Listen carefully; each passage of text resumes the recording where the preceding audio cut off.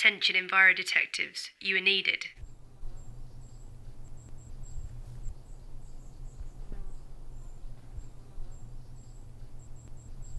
What a fantastic day to be in the woods. The sun's shining and the birds are singing. This is the Outwoods, part of Charnwood Forest. This woodland has had trees growing here for over 600 years, possibly even longer. And on a fantastic day like this, there isn't a better place to be. After the last ice age, about 16,000 years ago, when this land was covered in ice, the ice began to melt and recede, leaving bare ground. And it was onto this bare ground that our woodlands began to grow. And there's a bit of bare ground here, and you can see how that whole process happened, how it started.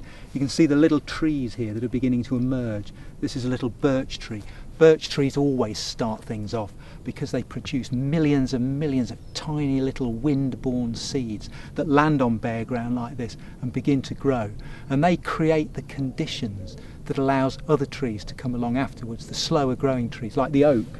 There's an oak tree growing over here, just beginning to start that process of creating a woodland. And over thousands of years, woodlands began to appear and emerge all over Britain until all of Britain was covered in woodland.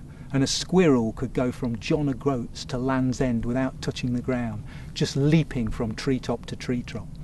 And then gradually over that time, we began to farm the land and clear the forests to make way for fields, until the little woodlands that remain today is all we've got left of that vast forest. If you look behind me, that's what a woodland should look like in Leicestershire. Oak trees, rowan, dappled shade, looks fantastic, doesn't it?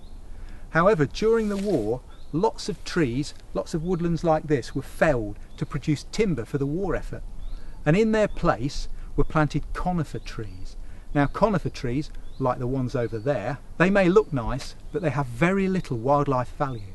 The oak trees that you can see behind me here will support 500 different kinds of animals and insects, whereas the conifer trees will support 6 or 7 different sorts of animals and insects, which means that if you lose all these fantastic oak trees, these fantastic native trees, and replace them with conifer trees, you don't just lose the trees, you lose all that wildlife.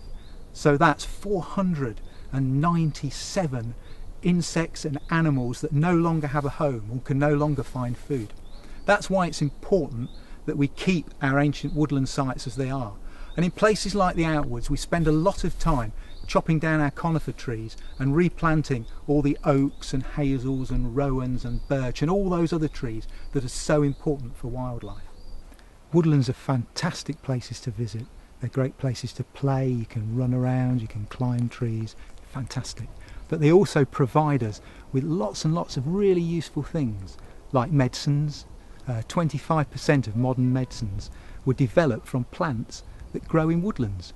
Oxygen, the oxygen that we in the atmosphere that we breathe is filtered and purified by trees, as is much of the water that we drink. We can use the timber from the trees for firewood.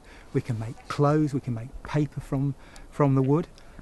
We can also make charcoal, which is what we do here. This is a charcoal kiln where we can turn the wood you can see piled up behind me here into this stuff, the stuff that you cook your sausages and your steaks on in your barbecues that you have at home.